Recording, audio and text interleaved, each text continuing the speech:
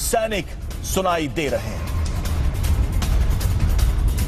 क्या कहा यूक्रेन के सैनिकों ने रूस के जवाब में? रूस के सैनिकों की इस धमकी के जवाब में वो कह रहे हैं कि स्नेक आइलैंड छोड़ दो।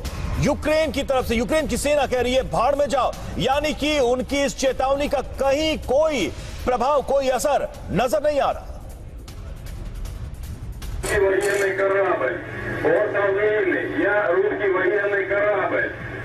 Предлагаю сложить оружие и сдаться во избежание кровопролития и неоправданных жертв.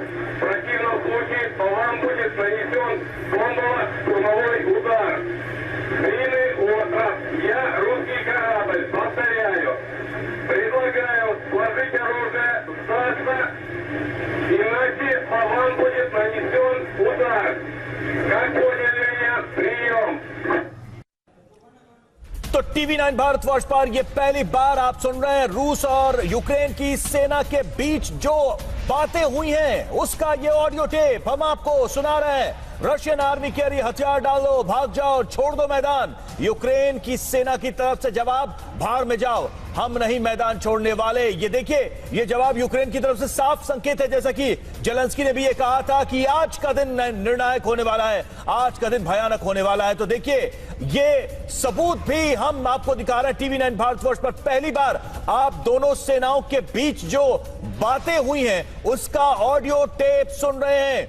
रूस की सेना, रूस के सैनिक यूक्रेन के सैनिकों को कह रहे हैं मैदान छोड़ने के लिए। जवाब देखिए यूक्रेन की सेना की तरफ से, यूक्रेन के सैनिक की तरफ से क्या जवाब रशियन आर्मी के जवानों को दिया जा रहा है। वो कह रहे हैं भाड़ में जाओ, हम मैदान नहीं छोड़ने वाले हैं। सीधा संकेत, यूक्रेन के सैनिक युद्ध लड़ेंगे, ये कम से कम इन बातों से जाहिर होता नजर आ रहा है।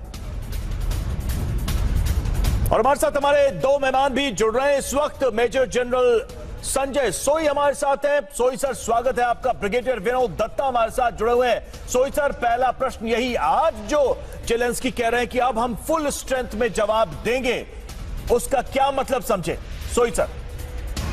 नहीं, बिल्कुल ये जो स्टेटमेंट है ये एक तरह से काउंटर अटैक वाली बात है और अपनी सेना का मनोबल हाई रखने के लिए उन्होंने ये स्टेटमेंट दिया है।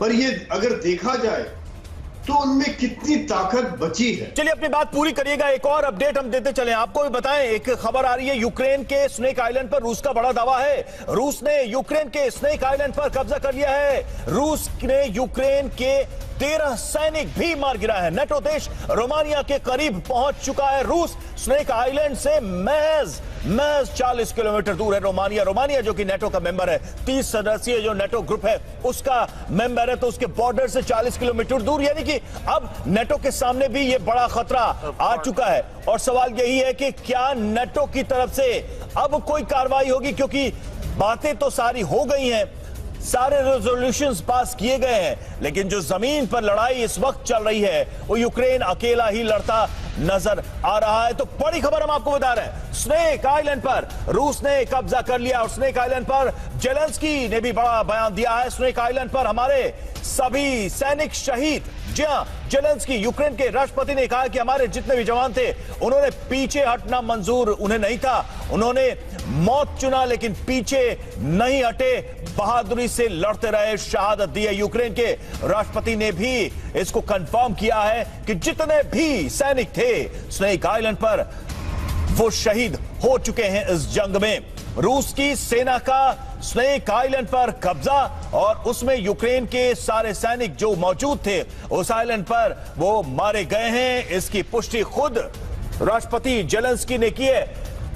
संजय सोई सर, अपनी बात पूरी करें, आप कह रहे थे कुछ। नहीं, बिल्कुल, एक तरफ जैसे काउंटर अटैक की बात कर रहे हैं तो वो अपने सेना का मनोबल बना के रखना और एक तरह से ऑफेंसिव स्पिरिट बनाए रखना है। अब जैसे आपने ये भी सुनाया, भी ऑडियो सुनाया स्नेक आइलैंड वाला कि हम सरेंडर नहीं करेंगे, उसके बाद आए कि कब्जा किया और 13 सैनिक वहां मारे गए। तो एज ए सोल्जर तो मैं ये बहुत गर्व महसूस करता हूं कि वहां की सेना लड़ रही है, सेना अपना जो काम कर रही है, जो उनकी ट्रेनिंग मिली हुई है वो कर रहे हैं और मुकाबला कर रहे हैं। कई जगह देखा जाए तो रशिया के एयरक्राफ्ट भी गिराए गए, टैंक्स को भी अटैक किया गया और कोशिश है लेकिन जब हम ग्राउंड रियलिटी देखते हैं, आज तकरीबन जो रशिया, उन्होंने तकरीबन 70 यूक्रेन की मिलिट्री